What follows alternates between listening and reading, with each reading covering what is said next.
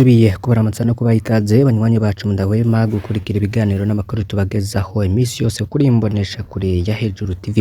N'umwanya w'ayandi makuru agezweho muri uyu mugoroba wo kuwa kabiri kw'itariki ya 4 Ruheshi 2024. Tubazaniye inkuru zirabana n'umutekano mu gisagara ca Bujumbura, biriko birahaba biriko bitera umutima uhagaze abantu benshi bagiye batandukanye. Nivyo tugiye kugaruka kugira ngo mumenye ingene biriko birakorwa. Imihana yose iriko irasakwa bikava kw'ibarabara rya 14, 15 na 16 hamwe na 17. Abapolisi benshi rero bakaba biraye mu mihana hamwe n'imbonerakure muri quartier Cibitoke. Ibiriko biraba rero abantu benshi biriko bibatera ubwoba, turaza kubirabira hamwe muri aya amakuru. Jana kuri subscribe canke sabone niba utari wafyondako. Ubuge no kubisangiza bagenzi bawe kugira badacikwa n'amakuru tubagezaho ku misi yose kuri iyi mbonesha kure.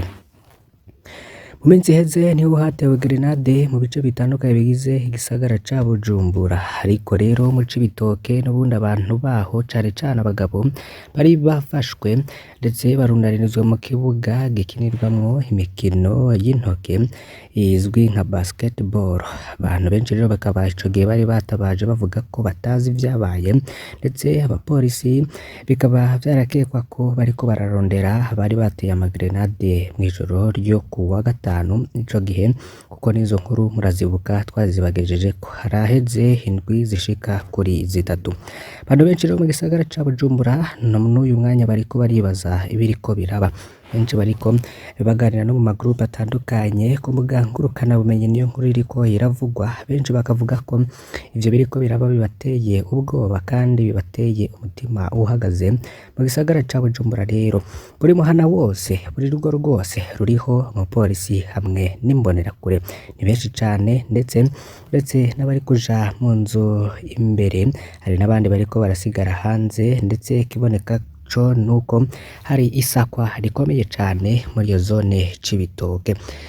Byatanguye rero ku isaha 11:25 aho abantu benshi babona abapolisi n'imbonerakure babirayemwo, ndetse bakaba bari benshi cane muri quartier Cibitoke, ndetse twabibabwiye mu buryo bw'ipfunyapfunya ko bariko barasaka imihana yo kuva kw'ibarabara rya 14, iri barabara rya 15, ibarabara rya 16 n'ibarabara rya 17.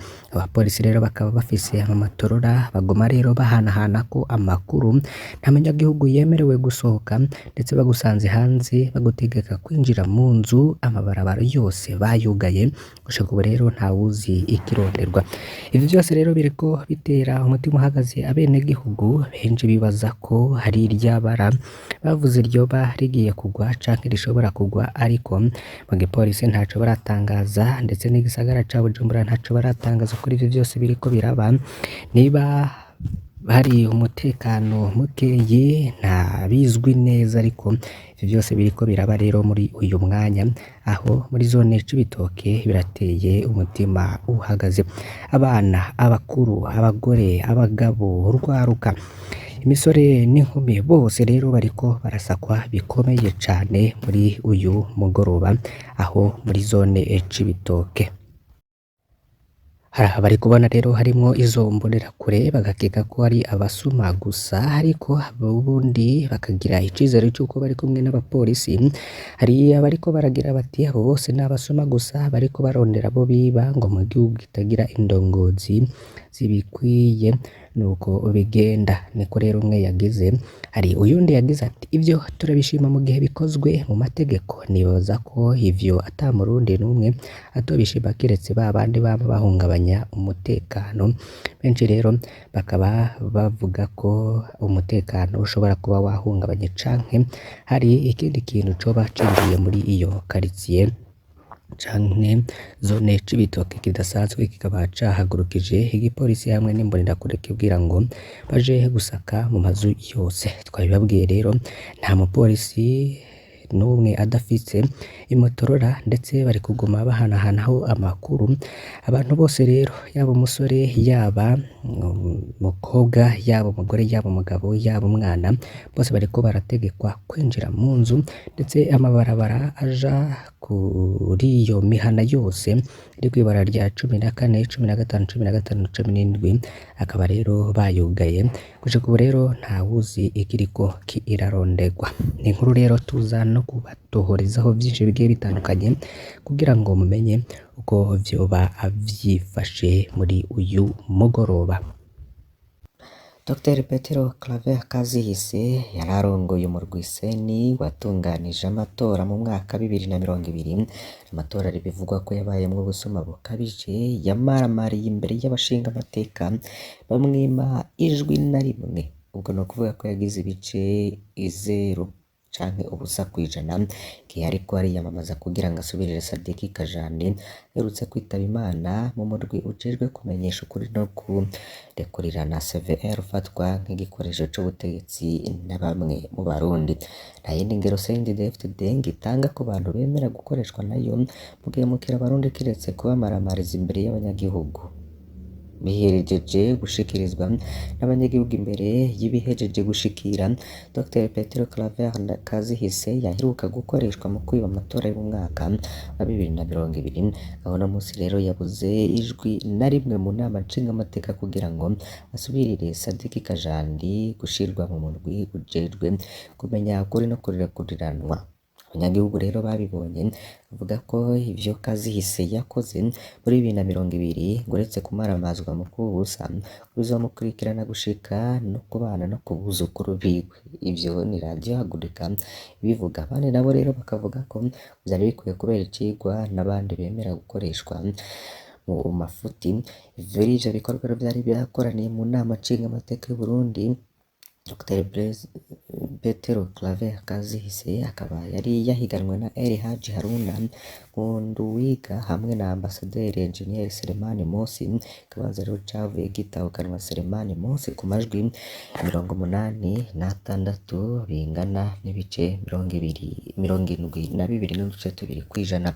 Mbere yuko amaramarizwa ku mugaragaro mu nama nshingamateka akavujwe na rimwe yaheruka kuba mukuru w'umurwi Seni mu matora yo mu mwaka 2020 agaheza akemerera kuba ngo igikoresho cyo kuyiba mu kwemeza ko hatsinze Evariste Ndayishimiye mu kibanza c'umukuru w'igihugu, kandi abanyagihugu bari bitoreye agatorwa ngo ntaco umukuru w'inama nshingamateka atari yakoze ngo mu kumutera amashurwe ngo yatunganije amatora y'igitangaza mu kuba meza. Ibitagize rero ico bifasha Dr Petero Claver Kazihise ku munsi w'ejo. Inyuma rero y'ayo matora yatumye Ambasaderi Engineer Selemani Mosi ariwe atorwa n'inama nshingamateka nk'umukomiseri mushasha w'umurwi CVR, agaheza agatorwa ku majwi 72.2 mu gihe yakurikiwe na Eli Haji Haruna Nkunduwiga yatowe ku majwi 26.05 hamwe na Dr Pierre Kazihise yahoze arongoye umurwi w'amatora Seni agaheza akaronka ubusa kw'ijana. Abanyagihugu rero babibonye bavuze ko atayindi ngero CNDD-FDD izoha abantu bose ngo bemera gukoreshwa nayo mu guhemukira Abarundi kiretse ngo kubamaramariza imbere y'abanyagihugu ngo ishengero rikoranye. Ku bwabo rero ngo ivyo Kazihise yakoze mu matora y'umwaka 2020 uretse kuramaramazwa mu kubusa ngo bizomukurikirana gushika na kera, kuko rero ngo ntaho agiye ngo kandi ngo Abarundi barabona ivyo yabakoreye. Niko rero bamwe rero boba basigura. Amagorwa ku mpunzi z'Abarundi zahungiye mu gihugu ca Tanzania yarabandanya kwibonekeza. Muri no minsi rero impunzi z'Abarundi zahungiye mu gihugu ca Tanzania ziriko zikoreshwa ibikorwa vy'inguvu cane. Mugihe rero muri ico gihugu hariko haraba ibikorwa vyahariwe isuku, impunzi zo mw'ikambi ya Nduta zikubitirwa kuja gupakira amabuye ku musozi. Bamwe rero batwarwa bagapakira mu modoka, abandi bagategekwa kuba yapakurura bayashira hariko hubakwa ibarabara. Izo mpunzi rero zibona ko hari agatotezo ziriko zikorerwa mu ntumbero yo kuzomora. Ni impunzi rero zibabazwa nuko ziriko zikoreshwa ivyo bikorwa mu gihe ishirahamwe mpuzamakungu HCR aho muri Tanzania ryari ryamenyeshejwe ko hari amafaranga canke bije yategekanijwe muri ivyo bikorwa. Izo mpunzi rero mu buzima bubi zirimwo ziratabaza kuko zikoreshwa ivyo bikorwa ata n'utuguvu zifise kubwo kudangungura neza, bityo rero bakaba bariko bararira bataka cane. Duhereze kuri iyi nkuru n'ubundi iri mu gisata c'impunzi. Ikambi ya Mahama mu Rwanda iriko iriyerekanamwo ubusuma butagira izina muri iyi minsi iheze. Ibikoresho vyo mu nzu n'amatelefone nivyo vyigwa cane. Impunzi rero zikaba zifise amakenga ko ubwo bugizi bwa nabi bushobora kwimonogoza gusumba hakavamwo n'ubukozi bw'ikibi. Ingo nyinshi rero muri iyo kambi ziramaze kwitura igipolisi zivuga ko zimaze kwibwa incuro zitari munsi y'imwe. Ibifungurwa, ibiharage canke amacupa y'umwuka twaratangaye kandi tubonye n'inkono iri ku ziko bayiterura itarasha, niko izo mpunzi z'abarundi zitangaza. Impunzi rero zikemeza ko iyo ngeso yimonogoje kubera ubukene buguma bwiyongera mu miryango muri iyo kambi. Ngo tuvuge ko ubusuma ari ubwa kera ariko bwimonogoje kandi burateye amakenga. Ivyo kandi kuva ibifungurwa bigabanijwe muri aya mezi 3 aheze kubera amakara yabuze kandi imisi umwuka wo gucana utegerezwa kumara yongerejwe. Abantu rero basanga bibwe umwuka, niko bimenyeshwa na ba serugo. Abo badandaza rero bitwaza ivyuma mw'ijoro no ku murango cane cane igihe imvura iriko iragwa. Ivyo vyuma rero bikabafasha kumena amazu canke magufuri, ariko impunzi zidoga nta muntu n'umwe rero yiba telefone mw'ijoro atari mu nzu kuko abantu batazwi barashobora kuyikwiba ku nguvu. Hari abamaze kwibwa benshi hatibagiwe abibwa kuriyeri, niko bavuga. Basaba igipolisi ko cobandanya kiba maso kikanahana bafashwe mu ntumbero yo gutuza iyo ngeso. Kandi rero bafise ubwoba ko ubwo busuma bushobora kwadukamwo ubwicanyi hamwe atacokorwa. Bateye agashavu rero ku mashirahamwe afasha nka HCR guha impigi ubwo busuma mu kwiba abantu imfashanyo, bituma abantu bakora ivyo bashatse vyose kuko ushonje adakurikiza amategeko. Izo mpunzi rero zisaba ko imfashanyo y'ibifungurwa yokongerezwa. HCR nayo ikavuga ko hari ubukene bw'uburyo mu ntumbero yo gusigura impamvu ibifungurwa bigoma bicikagurika. Ikambi ya Mahama rero ikaba imwe impunzi zirenga ibihumbi 63 harimwo ibihumbi birenga 40 vy'abarundi, abandi rero bakaba ari abanyekongo. Ariko igipolisi co mu Rwanda kiri maso ndetse kiriko kiracungera abari muri iyo kambi n'abariko barayitura. Turabakengurukiye cane ko mwakurikiye ayo makuru, mbasabe kugira ngo ntimuzocikwe n'ayandi tuzobagezaho ku munsi w'ejo. Imana ibahezagire.